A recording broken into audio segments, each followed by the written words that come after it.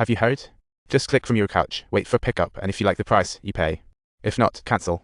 Phones, tablets, any electronic device can be recycled. Everyone shared the weapons. The big guy handed one to Sayomai, but she had no clue what to do with it.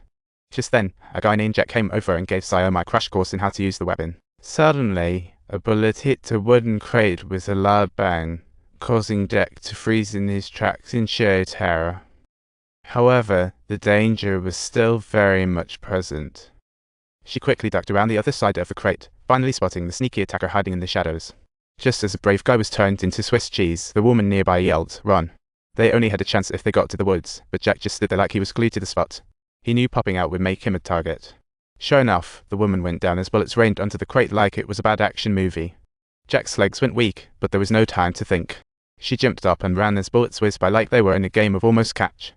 Arriving at a pit, she was shocked to see the Allaire woman, impaled by nails, but still somehow alive. This scene was witnessed by a guy with a beard, who realized this was no safe haven, and he sprinted towards the woods, running like a madman for half an hour. Suddenly, a barbed wire fence blocked his way. Looks like they were trapped. Climbing over could mean escaping the hunt. Just then, footsteps resounded behind him, signaling the approach of two guys who came running up. It was their hunted companions. A brief chat agreed. Climbing over meant safety. Soon after, they managed to climb out, relaying the rushed passing of weapons. Out of nowhere, a big guy was hit by an arrow, losing his marbles. He grabbed a gun and spun around ready to retaliate while everyone else scampered away, and he started blasting angrily. But before he could pinpoint the enemy's location, the sensation of being turned into a sieve was indelibly etched into his mind. The gang sprinted down the road, finally spotting a gas station after nearly an hour of running. After checking, they found no danger in the store, just a shaken elderly couple. The elderly couple thought they were being robbed and hurriedly agreed to cooperate, begging not to be harmed. The bearded guy stepped forward and inquired exactly where they were, to which the elderly couple responded, "You're currently in Arkansas." Everyone was shocked. They were far from home. Who could have snuck them to this strange place? The bearded guy quickly dialed the police, but as he was explaining, the woman nearby suddenly dropped to the ground. He rushed over to check on her. "We'll need to see the once terrified couple now fully armed." They tossed out gas and quickly took down the man in white, followed by the old man dropping the bearded guy with a single shot. 3 fell in under 10 minutes.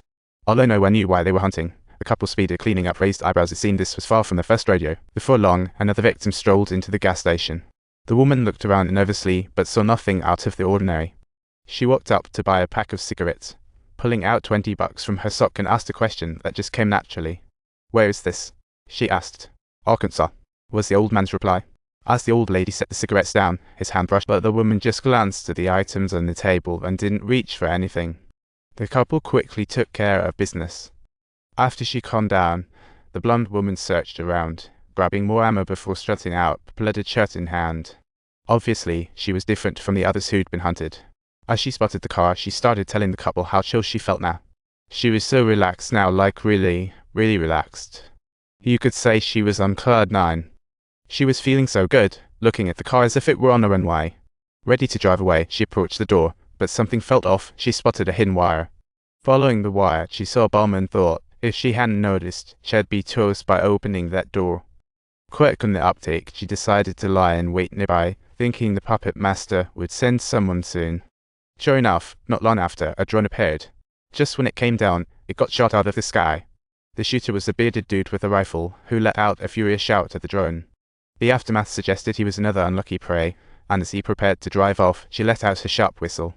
The sudden sound caught him off guard, and she quickly warned him there was a bomb in the car. After confirming, the bearded guy relaxed, approaching her to talk about hope, but she interrupted, saying that taking down the drone was a bad idea, because of sending the signal from the cat behind the scenes would alert the mastermind, thereby inviting more interference. She began walking in a specific direction towards Blackbeard with determination. As they talked, they realized they were from different factions, and the bearded dude seemed to know some insider info. He mentioned had seen an article online stating each year some top-tier tycoons abduct civilians for their twisted fun. Unfazed, she glanced behind her, telling the man that trains slow down on turns. A train approached, and they bolted towards it, lucky that one of the car doors was still wide open. She skillfully climbed aboard, and the bearded guy followed her lead, both getting onto the train just in time. Just as they were about to catch their breath, strange noises came from behind, prompting them to question loudly who was there.